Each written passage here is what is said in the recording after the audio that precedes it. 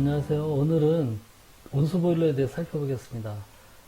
건물이 이제 규모가 좀 크면 가습에 대한 부분도 있고 또 뭐 급탕이나 난방 이런 부분들에서 증기를 사용하는 경우가 필요한 경우가 많은데 건물 규모가 좀 작아지게 되면 굳이 그 증기를 사용하지 않더라도 단순히 온수만 가지고도 난방이나 급탕이 충분히 가능한 경우가 많이 있죠. 그래서 중소형 건물에서는 증기 사용량이 많지 않다라고 하면 굳이 증기 보일러를 두질 않고 온수 보일러로 급탕이나 난방들을 하는 경우가 많은데, 이 온수 보일러 설치하게 되면 온수 보일러는 그 사용 운전 장비의 운전 압력이 높지가 않아요. 그래서 압력용기에 해당되지 않기 때문에 그 별도의 그 법적인 운전 관리자라든지 이런 문제들에 대한 부담들도 좀 덜 수가 있어서 중소형 건물에서는 온수 보일러를 많이 사용하는데요. 온수를 이용해서 난방이나 이제 급탕을 해주게 되는 거고요. 이 진공식 보일러, 보통 우리가 이제 현업에서는 진공 온수 보일러 이렇게 많이 부르고 있는데, 그 버너가 있고 안에 연소실에서 그 연소된 그 배기가스, 고온의 배기가스를 가지고 그 주위에 차에 있는 온수를 가열을 해주게 되고요. 이 열매체죠. 이 열매차가 이제 물인데, 그 이 수면 상부는 그 압력이 그 대기압보다 낮아요. 진공 상태로 만들어주고, 진공 상태를 만들어주기 위해서 진공 펌프를 설치하고요. 그 낮은 압력 조건에서 이제 쉽게 물이 끓어서 증발을 하죠. 그럼 그 증발된 증기를 가지고 상부에 설치된 그 열교환기에 그 흐르는 뭐 급탕이나 난방 수도를 대표해서 온수를 공급해주는 그런 방식이고요. 위에 이제 이 장비 같은 경우에는 위에 그 열교환기가 두 개가 설치된 거죠. 급탕이나 난방. 이렇게 해서 하나는 급탕, 하나는 난방 온수를 그 공급해주는 그런 보일러고요.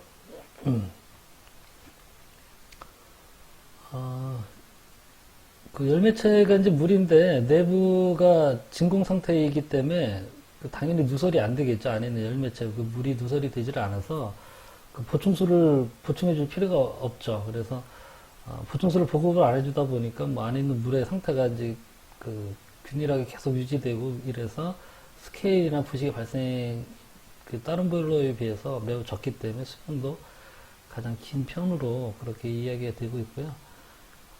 내부에 이제 진공 상태이기 때문에 물이 쉽게 끓을 수가 있어서 그 보일러 가동 후에 온수 그 가열 시간이 온수를 공급하는 시간이 짧고 또 증기로 그 열교환 코일과 열교환을 하기 때문에 별도의 이제 그 순환 펌프들이 필요 없는 거고요. 보일러 자체적인 순환 펌프죠. 열매체 순환 펌프가 필요 없다는 얘기고, 대신에 이제 진공을 잡아줘야 되니까 진공 펌프가 설치돼야 되는 부분들이 좀 있고요.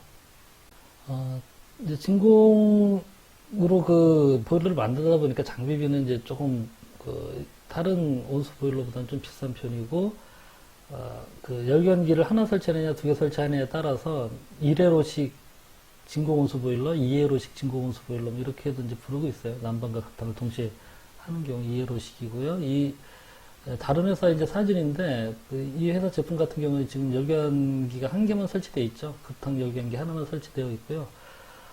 송풍기, 버너, 가스배관이 있고, 이 원형 노트 이제 물이 이만큼 차 있겠죠. 차 있고, 위에는 이제 증기가 열교환 코일하고 하고 있고, 뒤쪽에 이제 배기가스 나가는 쪽에 이 회사 제품 같은 경우는 지금 이코노마이저가 설치가 되어 있죠. 그래서 이코노마이저에서 요 열교환기로 들어오는 급탕을 예열을 해서 이제 열교환기로 넣어주고, 이쪽에 이제 출고가 되겠죠. 그 다음에 온수 보일러에 무압식 보일러가 있는데, 무압식 보일러는 그 내부가 그냥 물로 다 이렇게 가득 차 있는 거예요. 그 가득 차 있고, 압이 걸리지 않는 보일러입니다. 그 무압 온수 보일러. 일반적으로 우리가 온수 보일러 그냥 부르면 이 무압식 보일러를 이야기하는 경우가 많은데요. 연소실 안에 그 물이 가득 차 있고요. 뒷부분에 이제 조금 물하고의 그 전열면을 넓히기 위해서 이렇게 수관이 설치되어 있는, 뭐 이런 타입으로 지금 요 회사 제품 같은 경우 그렇게 되어 있고요. 난방이나 급탕 이것도 마찬가지로 1회로냐 2회로냐 이렇게 따져주고요. 이것도 열매체는 물이죠. 물을 이용해서 가열된 물을 이용해서 열교환 그 안에 흐르는 난방수나 급탕수와 간접 열교환하는 방식이죠. 이 장비는 이제 상부에 팽창 탱크가 있어요. 이게 팽창탱크가 없으면 이제 물이 온도 변화에 의해서 팽창하는 것들을 이제 담아줘야 되기 때문에 팽창탱크가 있어서 이거는 이제 여기서 약간의 그 증발이나 이런 부분들이 있겠죠. 증발되는 부분이 있어서 이제 보급수가 필요하긴 한데 이 보급수의 양이 그렇게 많지는 않죠. 여기서 일단 팽창탱크에서 좀 증발되는 그 정도의 양이기 때문에 그렇게 양이 많지 않아서 뭐 증기보일러나 이런 거에 비해서는 스케일이나 부식의 문제가 매우 적은 그런 수준이고요. 보일러의 이제 구조가 간단하죠. 뭐 달래 복잡한 부분들이 없어서 장비비가 이제 가장 저렴한 편이고요. 운전 효율은 대신에 이제 좀 넓질 않고요. 전열면이라든지 뭐 이러저러한 부분들에서 다른 보일러에 비해서 뭐 간단하다 보니까 그리고 보유 수량도 많아서 그 보일러 가동 후에 그 난방수나 급탕을 공급하는 데까지 시간이 좀 많이 걸리는 그런 편이고요. 대신에 이제 보일러 동체에 어떤 압이 걸리지 않는 상황이기 때문에 그냥 물만 담아 놓는 그런 형태라서 보일러 제작도 간편하고 운전이나 취급도 쉽고 그 폭발의 위험이나 이런 부분도 상당히 좀 적은 편이고요. 면허 소지자나 뭐 검사 이런 것들도 이제 필요 없고요. 그래서 전 건물에서 뭐 가장 저렴하고 쉽게 그냥 적용할 수 있는 그런 보일러로 생각하시면 될 것 같고요. 이거 같은 경우에는 이 보일러 같은 경우에는 그 보일러 안에 있는 그 열매체를 좀 순환을 시켜줘야 돼요. 이게 이제 안에 있는 물만 가지고 이렇게 하다 보면 물이 정체되어 있고 그러다 보면 열교환하는 그 능력들이 현재 좀 떨어지겠죠. 그래서 통 안에 있는 보일러 본체 안에 있는 물을 이 열교환 코일을 이렇게 이제 직접 안으로 넣어서 이 그림과 같이 순환시키는 경우도 있겠지만 아예 이거를 이제 밖으로 빼서 안쪽에 넣어서 뭐 이런 저런 부분들이 여러 가지 좀 번거로우니까 아예 밖에 이제 열교환 코일을 따로 빼내고 이렇게 순환 펌프를 이용해서 이렇게 거쳐서 나가게 좀 돼 있는 거죠. 그래서 아마 이렇게 되어 있다면 이제 밑에가 급탕일 것 같고요. 급탕에서 열교환 한번 한 물이 다시 난방 쪽으로 와서 난방 쪽의 물도 한번 가열해주고 그래서 이제 나가게 다시 본체로 들어가게 돼 있는 그런 형태로 보이고요. 이것도 다른 회사 제품이지만 마찬가지죠. 자체 순환 펌프가 있고요. 이거 같은 경우는 이제 1회로식이죠. 이거는 2회로식이고요. 급탕 난방. 이거는 이제 1회로식이고요. 이것도 마찬가지로 뒤에 이코노마이저가 그 배기가스 쪽에 설치가 돼서 그 급탕 들어가는 물을 예열을 해서 넣어주는 그런 형태로도 이제 만든 제품도 나오고요. 다음은 이제 열매체 보일러인데, 열매체 보일러는 증기 보일러 같은 경우에가 이제 200도 이상이 되게 되면 증기 그 공급 온도가 그 정도 올려주기 위해서 운전 압력을 거기에 해당하는 만큼 높여줘야 돼요. 앞에 이제 증기편에서도 말씀드렸지만 증기 같은 경우는 압력이 결정이 되면 온도가 결정이 되고 어떤 온도가 필요하면 거기에 맞는 압력으로 보일러를 운전해서 증기를 그 압력으로 공급을 해줘야만 되거든요. 그런 특성이 있는데 어쨌든 그래서 200도 이상 높은 그 고온의 열매체가 열 전달이 필요한 경우에는 보일러로 하기 위해서는 수관식 보일러를 하더라도 수관식 보일러를 뭐 20kg, 30kg, 40kg짜리의 그 운전 압력을 갖는 수관식 보일러를 만들더라도 상당히 그 장비비가 너무 올라가고 또 배관에 여러 가지 그 배관도 이제 마찬가지로 20, 30kg, 40kg에 견딜 수 있는 압력 배관으로 시공을 해야 되기 때문에 전체적인 시설비가 많이 상승이 되죠. 그래서 그런 때는 그 고압의 증기 보일러를 사용하는 것보다 차라리 열매체 보일러를 사용하는 게 좀 그 합리적이고 효율적이죠. 시공비도 저렴해지고 운전도 전반적으로 낮은 압력에서 할 수 있기 때문에 좀 편하죠. 그래서 낮은 압력에서 2, 300도의 그 높은 그 열 매체의 운반이 가능한 그런 그 전열 열매율을 사용한 보일러고요. 이거는 이제 상변화를 하지 않아요. 기름 종류라고 보시면 돼요. 그래서 특수한 열매체를 사용하기 때문에 액체 상태로만 공급을 하고요. 그래서 별도의 뭐 배관도 증기처럼 응축수 배관이라든지 어떤 상변에 따른 그런 이중 배관이 필요 없고 또 온도 제어가 좀 정확하게 될 수 있는 그런 그 장점들이 있고 여론이 이제 고온임으로 부하 대응하기도 좋고 여론이 고온이면 이제 열감기도 좀 작게 설계할 수도 있고요. 운전 압력이 이제 저압이니까 뭐 장비나 배관 전체적으로 구조적인 안정성들이 좀 좋아지고 편해지고요. 열매체유는 그 상변화도 하지 않고 누설도 없기 때문에 그 수처리도 필요 없고요. 그 부식 방지제나 이런 부분들도 같이 들어가고 있기 때문에 그다음에 그 동파의 우려도 없고요. 대신에 이제 그 장비비는 이제 저렴해지는데 이 열매치유가 상당히 좀 고가로 알고 있어요. 그래서 열매체가 이제 누설이 된다든지 어떤 시스템의 그 수리라든지 이런 부분들 할 때 이제 열매체에 대한 비용이 좀 들어가는 편이고 열매체가 그 인화성이에요. 그래서 누설 시에 이제 화재가 우려될 수 있다라는 그런 좀 내용이 좀 고려돼야 되는 상황이고요. 밀폐식 구조니까 당연히 이제 팽창 탱크라든지 뭐 안전변이라든지 이런 장치들이 좀 있어야 되겠죠.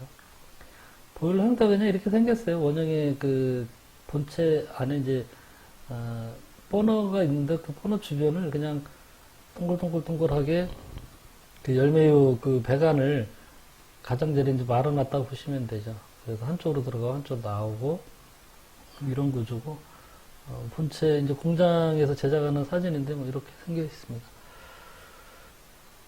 다음은 이제 캐스케이드 보일러인데요. 캐스케이드 보일러는 가정용 그 온수 보일러, 가정용 보일러죠. 가정용 가스 보일러를 여러 대 병렬로 조합해서 그 온수 보일러에 대응할 수 있도록, 대체할 수 있도록 그렇게 요즘 이제 많이 설치가 되고 있는 거고요. 우리나라가 이 가정용 가스보일러의 그 어떤 품질 수준이라든지 그 효율이라든지 이런 부분들이 굉장히 좀 우수한 편이라서 그 앞에 이제 중소형 건물에 그 이런 그 온수보일러나 그 진공온수보일러 이런 것들을 이제 설치하게 되면 일단 장비 자체의 효율이 좀 낮은 편이고요. 나중에 이제 뭐 시간이 지나면 이제 교체를 하거나 해야 될 텐데 기본적으로 장비 온수보일러 같은 경우는 그 버너의 그 연소실 사이즈가 있어서 장비 사이즈가 기본적으로 좀 커요. 그래서 용량에 비해서 이제 장비 사이즈가 큰데, 이 가정용 그 가스보일러 같은 경우도 이제 용량이 작은 건 작지만 뭐 큰 거는 그 시간당 뭐 4만 킬로칼로리, 5만 킬로칼로리 뭐 이 정도까지도 나오기 때문에 이걸 이제 여러 대 조합을 하게 되면 웬만한 소형 온수보일러의 그 대체가 충분히 가능하죠. 그래서 근래에는 그런 온수보일러를 교체할 때 이 캐스케이드 보일러를 쓰는 경우가 이제 상당히 좀 많이 늘고 있어요. 그리고 린나이라든지 경동, 뭐 특히 경동, 귀뚜라미 보일러 이런 데서 이 캐스케이드 보일러에 대해서 아주 적극적으로 영업을 하고 있기 때문에 앞으로도 아마 시장이 더 좀 온수 보일러를 대체해서 많이 나아지지 않을까 싶고요. 이 캐스케이드 보일러 자체가 가정용 그 온수 보일러, 가스 온수 보일러를 이용하는 거라서 이제 증기 생산은 안 되는 거고요. 고효율 컨덴싱 보일러이기 때문에 기존의 온수 보일러에 비해서 운전율이 아주 좋죠. 그리고 그 보일러가 여러 개 설치되니까 그 중에 한두 개가 고장 나더라도 전체적으로 그 시스템 운전을 하는데 일단 큰 문제가 없고요. 이게 이제 온수 보일러, 가정용 온수 보일러 이용해서 이제 우리나라의 그 보일러 업체들, 경동이나 귀뚜라미 뭐, 린나 이런 데서는 이제 그 캐스케이드 보일러를 하고 있는데, 이쪽 오른쪽 편에 있는 사진은 이제 대열 보일러에서 그 외국에서 수입한 거예요. 대열 보일러 자체 제작하는 건 아니고요. 그 이탈인가 뭐 어디 회사의 이제 제품, 근데 이 안에 그 캐비넷처럼 사이즈가 한 캐비넷 정도 사이즈 돼요. 약간 좀 2m 약간 안 될 그 정도 사이즈 됐던 것 같은데, 안에를 열어보면 그냥 이렇게 그 이쪽 우리 가정용 개별 소형 보일러에 들어있던 그 버너들하고 열감기 이런 것들이 그만큼 수량만큼 들어있어요. 이제 지금 이거 같은 경우 4개가 들어있는 거죠. 그래서 뭐 가스도 배관에서 이제 연결해주고 그 배기가스 이제 쭉 나와서 이제 나가고 그래서 안에 그 소형 그 온수 보일러를 여러 개 조합해 놓은 그런 이제 보일러고요. 상당히 컴팩트한데 이 대열 보일러 이 제품 같은 경우는 제가 이제 한번 돌아가는 거하고 안에 내부를 좀 본 적이 있었는데 보니까 조금 안에가 굉장히 좀 복잡해요. 그래서 나중에 수리나 이런 부분들이 조금 쉽지는 않을 것 같긴 한데 또 가격도 좀 고가더라고요. 근데 기존의 온수 보일러를 이제 교체를 하면서 이걸 넣었었는데 사이즈가 뭐 절반도 차지를 안 했던 것 같아요. 굉장히 사이즈가 좀 컴팩트해지니까 그 복잡한 기계실에 리모델링 공사할 때 상당한 그 장점은 있더라고요. 이것도 이제 마찬가지죠. 이것도 이제 보일러 하나하나 다 갖다가 사람이 운반해서 조립만 하면 되기 때문에 작업이 굉장히 간단하고요. 원가 경쟁력도 있죠. 공장에서 다 찍어내니까 가정용 보일러들 초기 투자비도 비싸지 않은 편이고 설치가 간단하고 또 이제 보일러 관수량이 적죠. 보일러 본체 안에 갖고 있는 물 양이 적기 때문에 개별적인 갖고 있는 양 해봤자 이 배관하고 열경기에 있는 물 정도라서 우리 가정용 보일러는 사실 순간식 보일러잖아요. 순간식 보일러. 저탕에서 데펴서 하는 게 아니라 그냥 바로 순간식 보일러고요. 그렇기 때문에 그 초기에 급탕이나 온수 공급하는 시간이 굉장히 짧은 것도 이제 장점이고요. 캐스케이드 보일러가 이렇게 구성이 되어 있어요. 이제 보일러들이 쭉 설치되고요. 이 보일러에 이제 그 급수가 연결이 되겠죠. 급수가 연결이 돼서 이 급수가 보일러로 들어가고요. 보일러 들어간 그 급수는 다시 이제 데펴져서 이렇게 나오게 되고요. 요 들어가고 나오고 하는 물을 이제 계속 그 보일러마다 순환시켜줘야 되니까 각 보일러마다 우리 뭐 가정용 보일러도 그 난방 순환펌프 하나씩 달려있죠. 그렇게 이제 난방 순환펌프들이 달려있고 여기에 그 이 부하측하고 열교환을 하는 그 LLH라고 이제 이렇게 헤더인데요. 일종의 헤더인데 뭐 이거 안에는 뭐 딱히 다른 건 없어요. 이렇게 보일러에서 데펴진 물이 이쪽에 왔다가 다시 이제 보일러로 가고요. 또 부하측에서 이제 난방순환 펌프나 급탕순환 펌프 가지고 부하측에서 온 물들은 또 부하측으로 가는데 이 안에서 그냥 이렇게 섞여서 서로 보일러 갈 건 보일러 가고 부하측 장비 갈 건 부하측 장비 가고 그렇게 되어 있는 혼합했다 뭐 그렇게 이해하시면 되고요. 그 실제 이제 설치된 사진인데 여러 대 지금 이쪽 저쪽 뒤에 다 설치를 이렇게 해놨죠. 그래서 용량에 맞게 설치를 하고 이 콘덴싱 보일러를 주로 쓰기 때문에 배기가스 온도가 상당히 낮아요. 초창기에는 이 연도를 스텐으로 많이 했었는데 요즘은 그 PVC로도 이제 연도를 하는 경우가 굉장히 많더라고요. 배기가스 온도가 한 70도, 뭐 60 몇 도, 70도 사이가 되다 보니까 연도를 저렇게 PVC로 하는 경우도 많이 있습니다. 자, 다음은 이제 보일러의 그 수질에 대해서 살펴보겠습니다.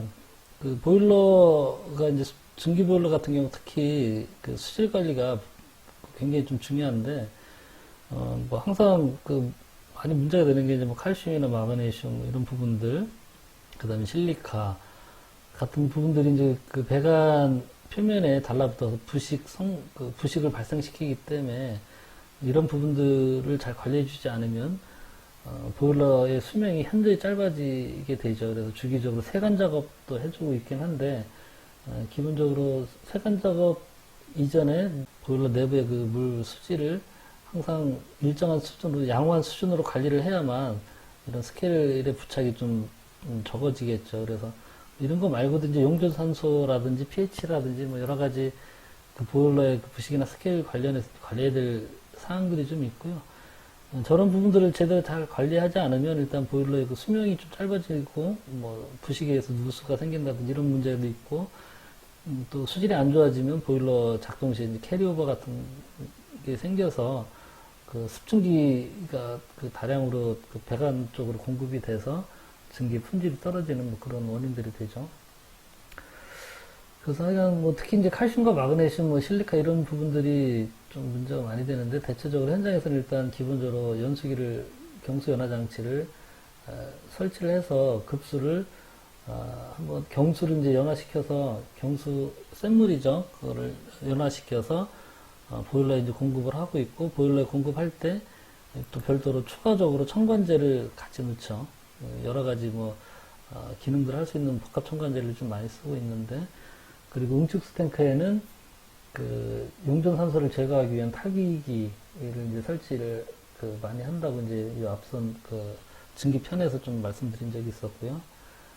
그 보일러 급수를 수출하는 방법이 이제 몇 가지 처리가 있는데 대체적으로 보면 뭐 약품첨가법하고 이온교환법, 그 경수연화 장치를 이용한 이 부분들이 현업에서는 이제 가장 많이 사용이 되고요. 일부 그 증기를 직접 사용을 하는 그런 그 제조 공정이나 이런 데서는 뭐 이런 약품이나 이런 것도 섞어버리면 어쨌든 그 증기를 사용하는 설비에서 그 2차적인 그 오염이나 이런 부분들의 위생의 문제들 이런 부분들이 있어서 그런 경우에는 보일러에 보급하는 그 보급수 자체를 완전 정수를 시켜서 거의 뭐 초순수 수준으로 공급하는 경우도 있거든요. 공장이나 뭐 이런 부분들에서는 그런 데서는 이제 기계적인 처리가 들어가겠죠. 초순수를 정수를 완전 고순도의 그 정수를 만들어주기 위해선 뭐 각종 그 이제 RO 장치들 이런 것들이 이제 들어갈 테고요.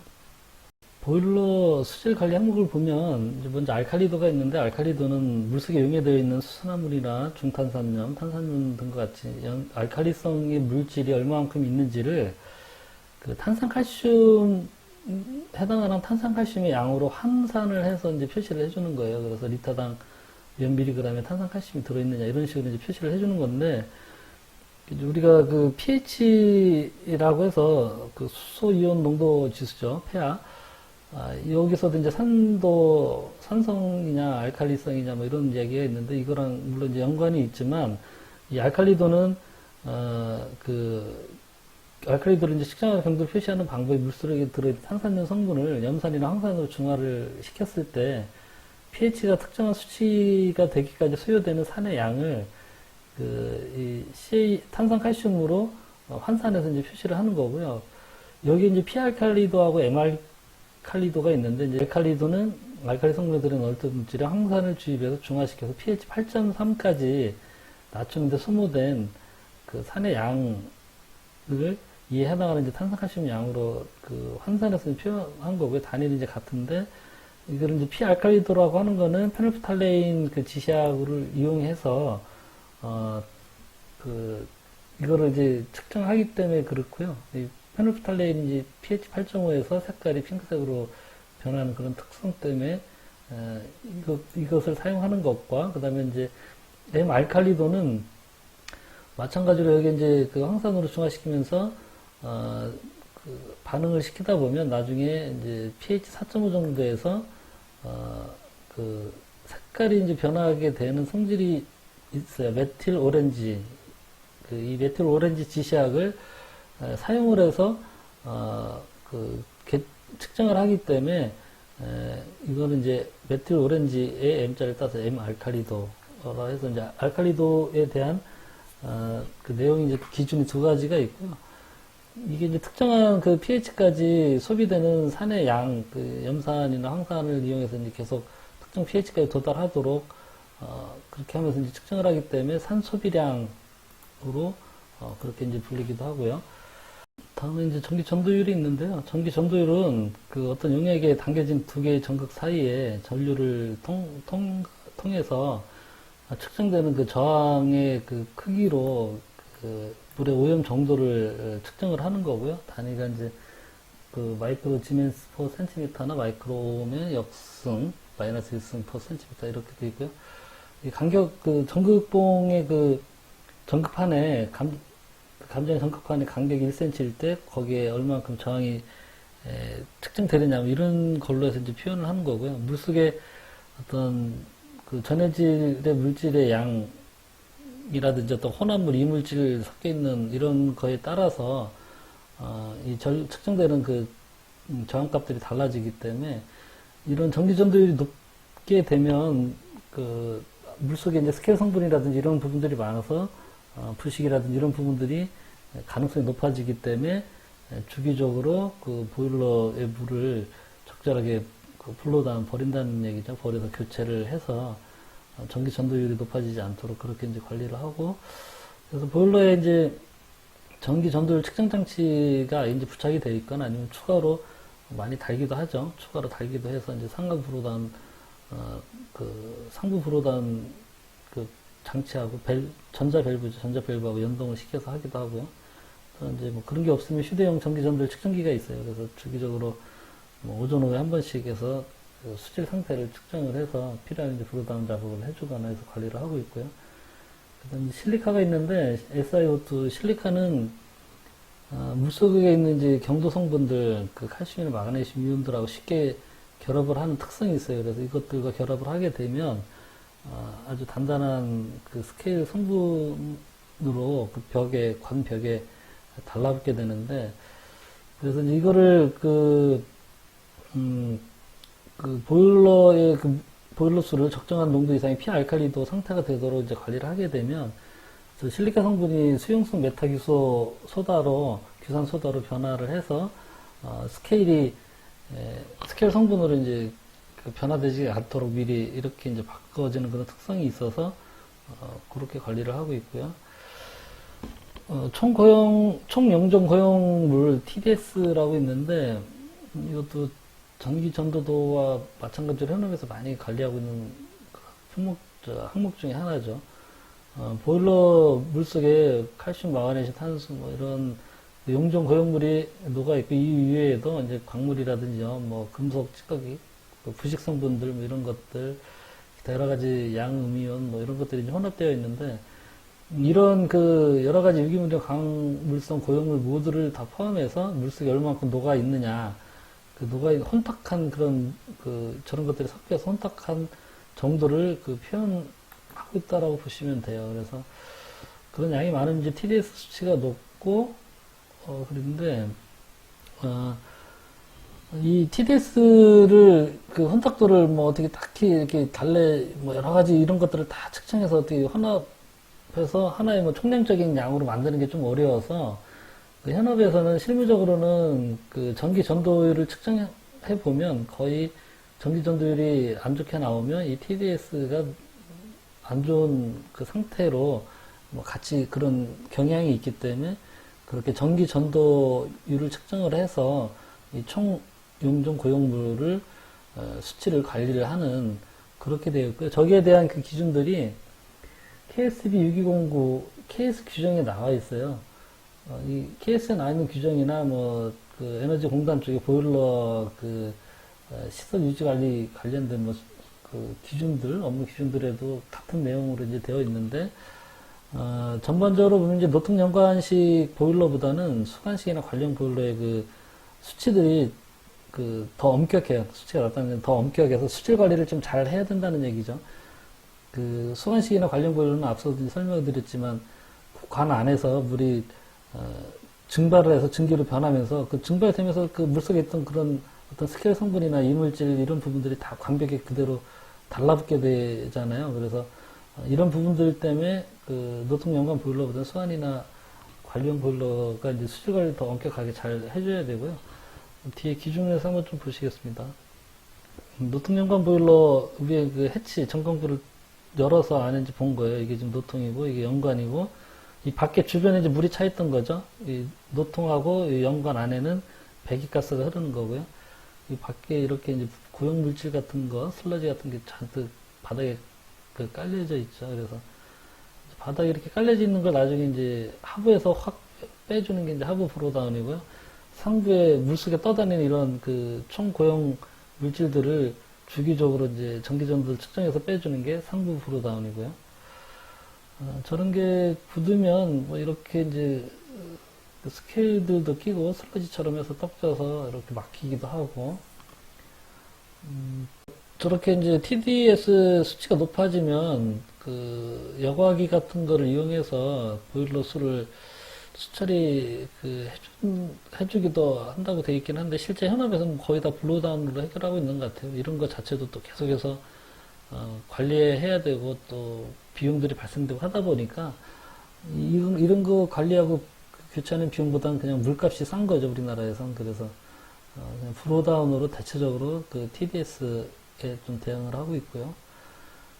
용존가스가 있는데, 용존가스는 이제 물속에 제일 대표적인 건 이제 산소죠. 산소가 많아지게 되면 나중에 이제 부식을 유발하는 가장 중요한 요인 중에 하나가 되나서, 그 다음에 이제 산소 말고도 이산화탄소가 이제 물속에 녹게 되면 탄산 성분으로 되거든요. 그래서 탄산 성분이 돼버리면 또 뭐 부식이 되고, 그 다음에 이제 상수도 같은 경우 이제 염소 가스, 그 일정 양의 그 염소가스가 물속에 용존되어 있는데 이런 부분들이 증기 보일러 내에서 증발이 되면 염소가스에 의한 부식 같은 것도 또 마찬가지로 문제가 되겠죠. 그래서 이런 부분들은 대체적으로 이제 탈기기를 이용해서 응축수 탱크 쪽이나 급수 그 예열기, 급수 유닛 이런 부분에서 탈기를 시켜서 그 물의 온도를 높여서 증발 압력에 가깝게 가다 보면 물속에 있던 그 이런 잔존 가스들의 그 용해도가 이제 낮아져서 그런 것들이 기체로 나오는 거죠. 기체로 나와서 이제 벤트를 통해서 이제 밖으로 이제 물과 분리를 시키는 그런 방식이 있고, 그 다음에 이제 그게 가열 탈기 방식이고, 진공 탈기 방식은 뭐 진공시켜서 하는데 이런 부분들은 저는 뭐 보지는 못했던 것 같아요. 어쨌든, 진공을 하면 당연히 저런 것들이 잘 제거가 되겠죠. 그 다음에 이제 화학적 방법으로는 탈산소제를 사용하는 거죠. 그 약품을 쓰는 거고요. 이런 아황산 나트륨이라든지 히드로키논, 그 히드라진 뭐 이런 저런 것들을 하게 되면 이것도 이제 포화 온도까지 다 그 물을 그 응축수를 높일 수가 없기 때문에 뭐 재증발 증기라든지 아니면 또 뭐 1차 증기를 이용해서 좀 가열을 하더라도 그 안에를 아예 뭐 거기서 증발을 시킬 수가 없기 때문에 다 100% 처리는 안 되고요. 그래서 남아있는 것들은 이런 화학적 약품을 통해서 처리를 한다는 것이죠. 그래서 이런 뭐 반응하는 뭐 이 히드라진을 넣었을 때 이렇게 해서 이제 산소가 이렇게 물로 변하고 대신 질소가 나오고 이런 식으로 제거를 한다라는 거고요. 탄산가스도 마찬가지로 이제 기계적인 방법, 화학적 방법 이렇게 쓰고 있고요. 뭐 그런 내용들이 있는데 이제 이런 내용들은 한번 참고적으로 좀 보시면 될 것 같아요. 그다음 이제 pH도 그 수질 관리하는 항목 중에 이제 하나고요. 이제 pH가 뭐 너무 높아서 알칼리성이나 산성이나 뭐 어느 쪽으로 가게 되면 당연히 그 보일러 부식에 이제 영향을 주기 때문에 적정한 수준으로 이제 관리를 해야 되는데, 보일러에서는 이제 pH가 약간 알칼리성 쪽으로 가서 있는 것이 부식이라든지 슬러지 자금 이런 부분들에서는 좀 유리하다고 그렇게 되어 있어요. 그래서 우리가 그 응축수 탱크에 이제 보급되는 그 물의 그 pH는 이제 중성 수준이지만 나중에 그것이 그 경소연화 장치 통하고 그 다음에 그 약품이랑 섞여서 보일러 안에 들어가서 보일러 안에서 이제 그 저탕 담수되어 있는 그런 보일러수의 수질은 약간 알칼리성 pH 11에서 11.8 정도 뭐 이 정도 수준으로 하는 것이 그 여러 가지 이제 스케일 그 성분 예방하는데 도움이 된다라고 이제 그렇게 되어 있고요. 그 보일러의 이제 pH 조정은 뭐 급수 알칼리도를 조절하는 거는 조금 쉽지는 않고요. 급수가 어차피 상수도니까. 블로우 조정을 하거나 이제 블로우 양을 조절을 해서 뭐 pH가 너무 높게 올라가면 이제 그 블로우 다운을 많이 시키는 거죠. 많이 버리고 보급되는 그 상수도 쪽의 물은 이제 pH가 낮으니까 그렇게 해서 pH가 더 이상 높아지지 않도록 그렇게 물을 바꿔서 대처를 하든지 아니면 pH 조정하는 수출의 약품들을 넣든지 뭐 보통 이렇게 이제 관리를 하고 있죠. 수질 관리가 안 된 그 용수로 인한 영향을 좀 보면 그 물과 함께 그 혼합되어 있던 이제 칼슘, 마그네, 실리카 이런 부분들이 전열 부착돼서 이제 스케일이 되게 되면 이 스케일 성분들이 그 어떤 단열 효과를 발생을 시켜요. 이 스케일 성분들의 그 열전도율이 일반 그 이 배관 안에 이제 열교환 코일이나 이런 배관 수관 이런 부분들보다 이제 열전도율이 떨어지기 때문에 단열층의 그런 효과를 발휘하게 되고요. 그래서 열전도율이 많이 떨어지고 그렇게 되다 보면 열이 전달이 잘 안 되니까 이 수관이 과열되는 그런 현상이 생겨요. 그래서 이 관이 너무 과열이 되고 이러다 보면 열화가 되고 그래서 이것들이 수명이 짧아지거나 이제 파손되거나 이런 경우가 이제 많이 생기고요. 또 이제 뭐 이런 수질 관리가 안 되면 당연히 이제 그 이물질 이런 게 많아서 막 부글부글 끓거나 튀거나 해서 넘어가는 캐리오버가 이제 많이 생기고요. 지금 이게 이제 그 그림인데 이게 수관이죠. 수관이고 한쪽에는 이제 이쪽에 그 물이 차 있고 이쪽에는 배기가스가 있고요. 이거는 보일러의 종류에 따라서 좀 다르겠죠. 그 노통연관 보일러 같은 경우에는 그 관 안에 연관이죠. 이게 연관 안에 배기가스 흐르는 거고 연관 그 주위에 그냥 물이 차 있는 거고요. 수관식 보일러 같은 경우에는 이게 이제 수관이죠. 여기하고 이쪽에 이제 관이 하나 더 있겠죠. 그래서 수관 안에 물이 있는 거고 그 수관 밖에 이제 배기가스가 있는 건데 어쨌든 그래서 스케일이 생기는 부분은 뭐 어찌되었든 간에 그 물 있는 쪽에서 이제 부착이 되겠죠. 스케일이 물 속에 있는 성분들이 이제 달라붙어서 스케일 성분이 되는 거니까.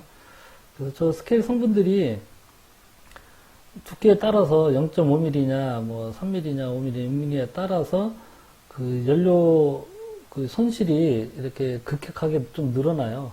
그 스케일이 많이 끼게 되면 뭐 이렇게 연료가 이제 한 8%뭐 이렇게까지도 간다라는 그런 내용들이 그런 기준들에 나와 있습니다. 이거는 이제 그 관 안에 이건 수관을 자르는 거죠. 수관식 보일러에서 이제 수관을 이렇게 잘라놓은 단면이고요. 안에 스케일 성분들이 이렇게 많이 끼게 되고 대부분 칼슘이나 뭐 이런 계열들은 이렇게 이제 약간 흰색, 그 석회질 계열이기 때문에 흰색으로 이렇게 보이고요. 완전히 이거 같은 경우 거의 다 바뀌었죠. 이만큼밖에 안 남았으니까. 그 물 쪽은 그리고 그 배기가스 쪽도 마찬가지예요. 이거는 이제 관리용 보일러 안에 그 노통을 그 연소실을 위에서 이제 해치를 열어서 안을 밑으로 쳐다본 그림이죠. 안에 이렇게 끓음이 불완전 연소로 인해서 끓음이 많이 달라붙게 되면 그 끓음 두께에 따라서도 또 마찬가지로 연료의 손실이 이렇게 발생을 해요. 그래서 이런 노통연관 보일러고요. 이 연관 안에 지금 배기가스 흐르는 건데 주기적으로 세간 작업을 해준다는 게 노통연관 보일러는 주로 이제 이 부분 쪽에 스케일들을 좀 제거를 해주고 그 안쪽에서는 해치를 열어서 그 안쪽에서 이 또 연관 주변에 있는 이런 그 스케일 성분이나 슬러지 같은 것들을 좀 제거를 해주는 거죠.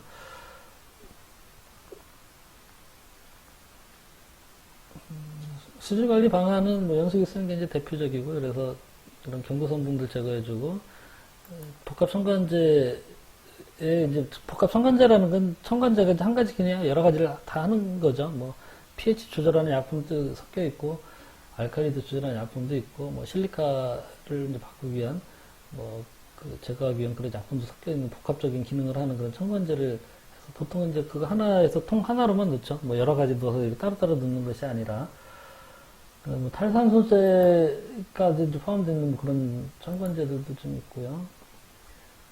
그 다음 이제 그 운전하면서는 블로다운을 주기적으로 계속해서 시켜주면서 안에 물이 그 어떤 뭐 첨가제나 이런 걸 넣더라도 이런 것들이 계속해서 농축이 되기 때문에 그 계속해서 이제 저런 뭐 이 첨가제랑 반응해서 뭔가가 또 생겼을 거 아니에요. 그럼 그걸 계속적으로 그 배출을 시켜줘야 되나서 블로다운을 시켜줘야 됩니다. 지하수나 공업용수를 사용하는 경우에 마이크로필터를 사용해서 정수를 한다 되어 있는데 이거는 이제 공업용수가 그냥 저수지의 물이에요. 저수지의 물. 상수사업소에서 수처리를 하지 않고 저수지의 물을 어느 정도만 처리를 해서 어느 정도 이것도 이제 그 수질 기준이 있겠죠. 그래서 여기에는 염수 성분들이 그렇게 많지 않고 뭐 이러다 보니까 뭐 그런 그 보일러에서 사용하는 물의 보급세 양이 많을 경우에는 이제 공업용수를 사용하는 경우도 있고 어쨌든 이런 경우 할 때는 당연히 뭔가 한 번 더 걸러줘야 될 필요가 있고요.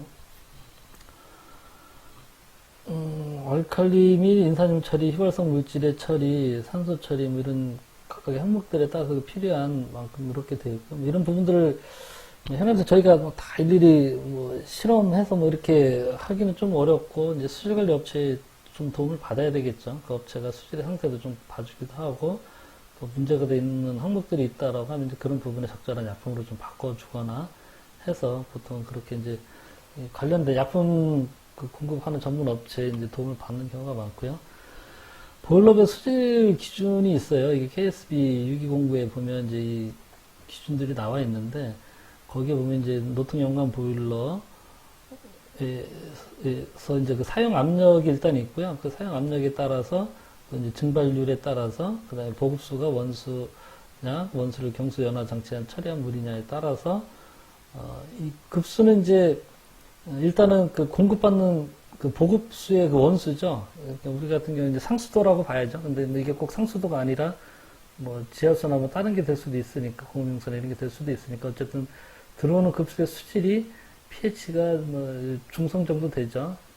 그 다음에 중성보다 약간 높거나, 그 다음에 경도, 유지름 이런 거를 어떻게 하라고 돼 있고, 그 다음에 이제 그 보일러 안에서 이 물이 들어가서 보일러 안에서 이제 실제 작동하는 그 과정에서 보일러 안에 담수되어 있는 물의 수질은 이렇게 돼야 된다라고 돼 있어요. 그래서 pH가 좀 높아졌죠. 11에서 10이 좀 안 되게. 그 다음에 산소 비량 아까 이제 그 산소 비량이 이제 M알칼리도하고 P알칼리도 이 두 가지가 있다 그랬잖아요. 지금 보면 pH 4.8, 4.8이 이제 M알칼리도고요. 이게 그 P알칼리도고 거기에 대한 기준들이 있고 뭐 잔류물, 전기 전도율 있고 뭐 이런 것들 쭉 해서 기준들이 수치들이 나와 있고요. 전반적으로 보면 압력이 낮은 경우보다는 압력이 높아지게 되면 이 수질 관리가 좀 더 엄격하게 잘 돼야 돼요. 폭발의 외면이나 이런 부분들도 좀 있고 그래서 전반적으로 보면 같은 보일러에서도 있고요. 또 이게 이제 이 수간식 보일러는 그 관 내부에서 직접적으로 그 물이 증발을 하면서 증기로 변하기 때문에 그 불순물의 부착들이 이 노통연관 보일러보다는 훨씬 더 심각하게 좀 될 수 있고요. 그 수관이 막힐 수 있는 가능성들이 굉장히 좀 많아요. 노통연관 보일러는 그 연관 주위에 물이 있기 때문에 스케일이 어느 정도 낀다 하더라도 뭐 물이 막히거나 뭐 이러지는 않는데 이 수관식 보일러나 관리식 보일러는 그 수관 안에 물이 흐르면서 거기서 스케일 성분에 대해서 그 부착이 돼서 배관이 막히게 되면 그 보일러가 과열이 돼서 터지거나 이런 폭발 사고의 위험이 훨씬 더 커지기 때문에 이 수관식 보일러에 있는 이런 그 항목들의 수치를 보면 이 앞에 있는 노통연관 보일러에 비해서 상당히 더 높습니다. 수치들이 더 엄격해요. 그 수질 관리를 잘 해야 된다는 얘기죠. 그리고 항목들도 일부는 조금 더 추가되어 있어요. 그러니까 노통연관 보일러에서는 측정하지 않는 그런 항목들에 대한 기준들이 있고요. 그런 이런 기준들이 있고 뭐 보면은 전기 전도율만 한번 봐도 그렇죠. 여기도 이제 그 10kg짜리냐, 20kg짜리냐, 30kg짜리냐에 따라서 점점 더 그 기준들을 낮게 물의 수질이 깨끗하게 관리를 해야 되고요. 여기 한 4,000, 3,000인데 노통연관 보일러에서는 6,000, 4,500 이렇기 때문에 수간식 보일러가 이제 훨씬 더 좀 엄격하게 관리를 해줘야 되고요. 순환 보일러에 대한 이제 수치도 나와 있는데요. 여기도 이제 뭐 항목들이 일부 조금 더 추가된 것들이 좀 있죠. 그리고 보일러 수의 요 수치들도 보면 하여간 노통연관 보일러나 수간식 보일러 이런 부분들 비해서 이제 조금 비교해서 이렇게 보시면 될 것 같아요. 이 그 특수순환 보일러가 이제 보면 여기에 단관하고 다관이 있는데 우리가 쓰는 그 관류 보일러는 이 다관식 보일러에 해당되는 것 같아요. 이 기준에 보면 이제 뒤에 관류 보일러가 따로 있긴 한데 이 관류 보일러는 이 내용을 좀 보면 우리가 그 일상적으로 건물에서 쓰는 관류 보일러에 대한 내용은 아닌 것 같고요. 이거는 그냥 관에서 바로 그 물을 데펴서 그냥 증기를 발생시켜 바로 보내주기 때문에 보일러 보급수가 보일러 수가 없어요. 그 보일러 안에 물이 잔존을 안 하는 거죠. 바로 그냥 순간 증발시켜서 보내는 그런 용도의 이제 보일러인 것 같아요. 그래서 이게 우리가 쓴 관리 보일러 그 내용은 아닌 것 같고요. 저도 이제 확인은 안 해봤지만 그러니까 압력도 보면 뭐 75kg에서 100kg죠. 굉장히 높은 150kg까지. 그래서 상업용 우리 쓰는 산업용 보일러는 아니고요. 이 관류 보일러, 특수순환 보일러에 이제 이 다관식 보일러가 우리가 보는 이제 관류 보일러의 내용이더라고요. KS 기준의 내용에 보면 그렇게 보시면 될 것 같고. 요 밑에 이제 실리카 부분에 오타가 좀 났더라고요. I자가 좀 빠졌어요, 다. 그래서 제가 지금 여기는 이렇게 표시를 해놨는데. 그 다음에 이제 특수 급수 공급 장치가 있습니다. 보일러에